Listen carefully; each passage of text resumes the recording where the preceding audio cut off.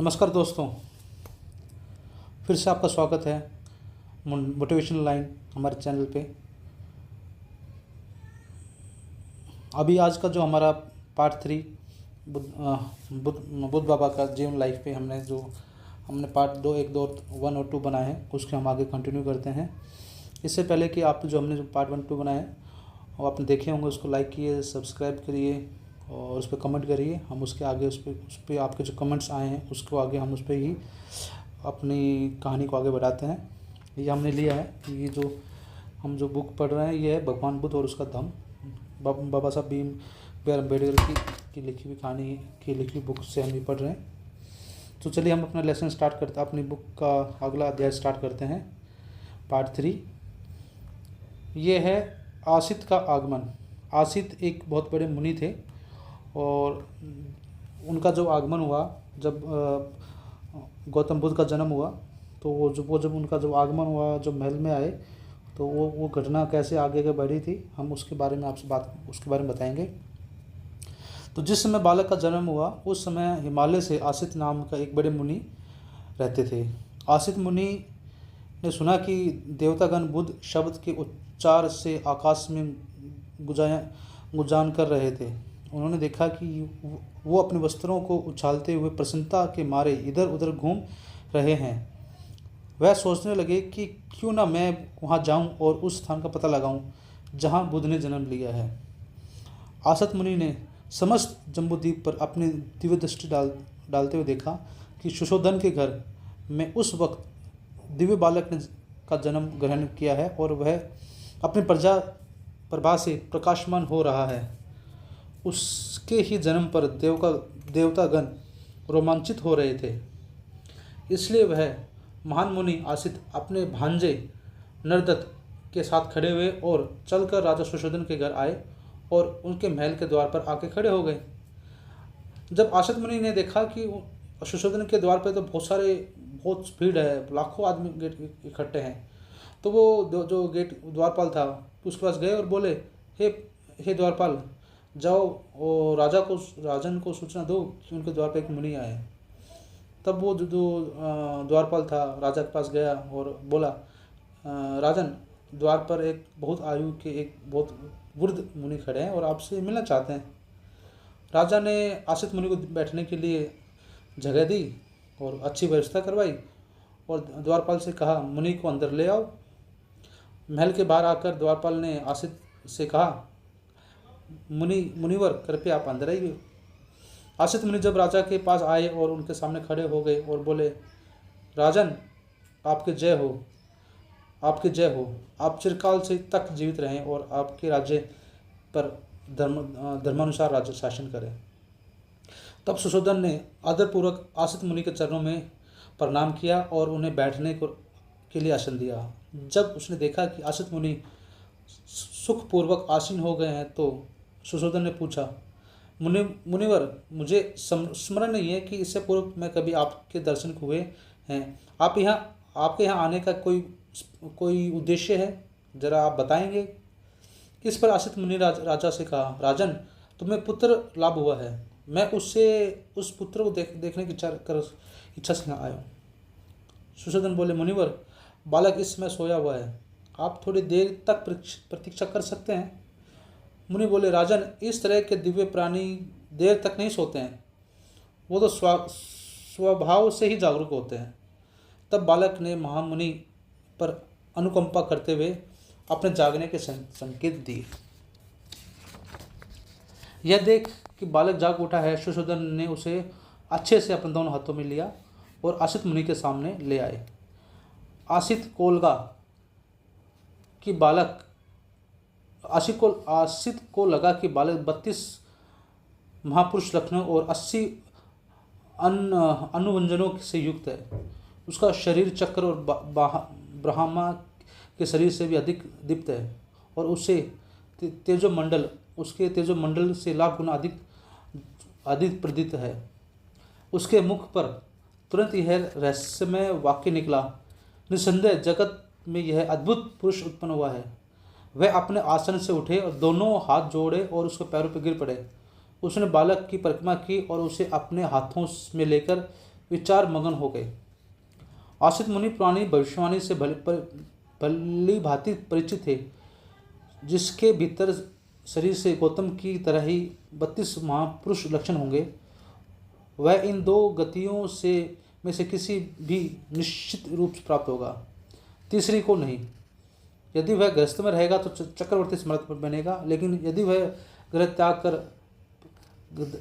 त्याग दिया तो वह सम्यक संबुद्ध बनेगा।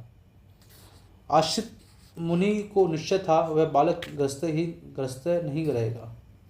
बालक की ओर देखकर आश्रित मुनि रो पड़े और आंसू बहाते हुए उन्होंने गहरी सांस ली। सुशोधन ने आश्रित मुनि के आंसू को बहाते हुए और गहरी सांस लेते हुए देखा।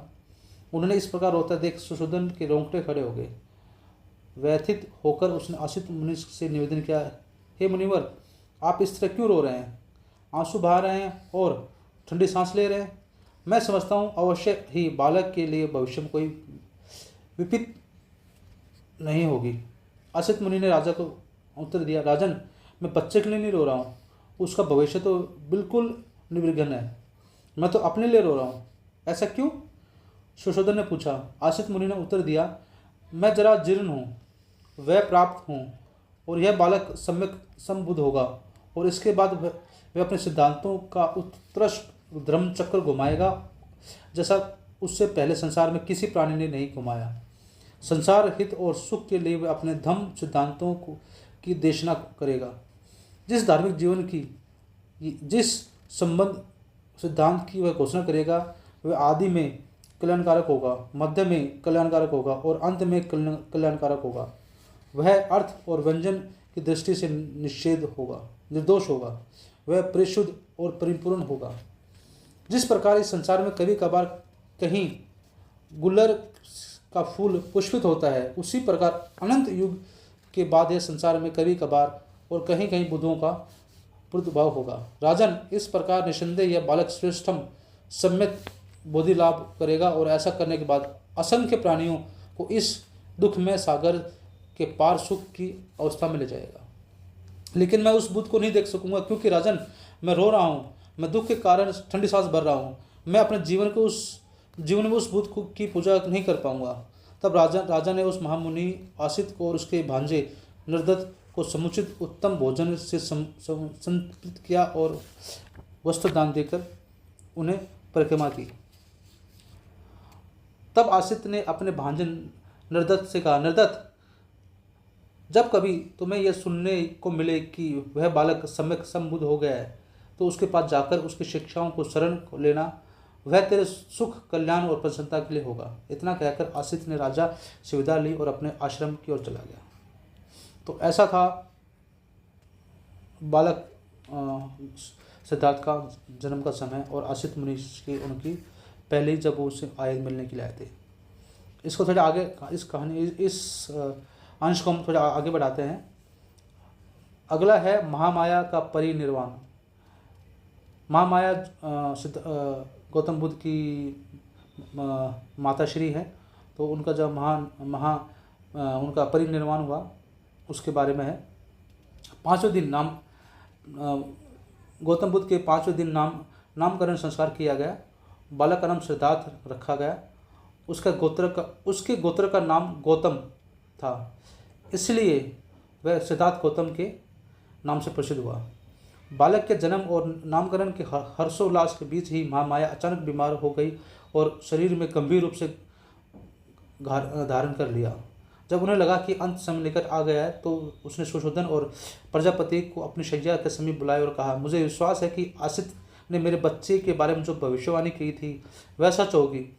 मुझे यह दुख है कि मैं उसे पूरा हुआ नहीं देख सकूंगी। मेरा बालक शीघ्र ही मातृहीन हो जाएगा, लेकिन मुझे इसका तनिक भी चिंता नहीं है कि मेरे बाद उसका लालन पालन ठीक प्रकार से होगा नहीं होगा और भविष्य के अनुरूप उसकी समुचित देखभाल नहीं होगी।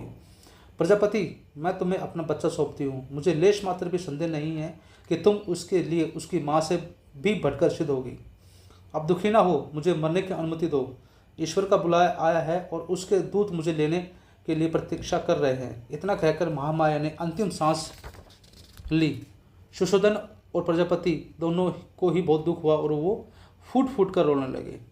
जब सिद्धार्थ की माता का देहांत हुआ, तो उसकी आयु 7 दिन की थी। सिद्धार्थ का एक छोटा भाई था जिसका नाम था नंद था। वह सुशोधन का महाप्रजापति से उत्पन्न पुत्र था। उसके कई चचेरे भाई थे जिसका नाम महानाम और अनिरुद्ध थे।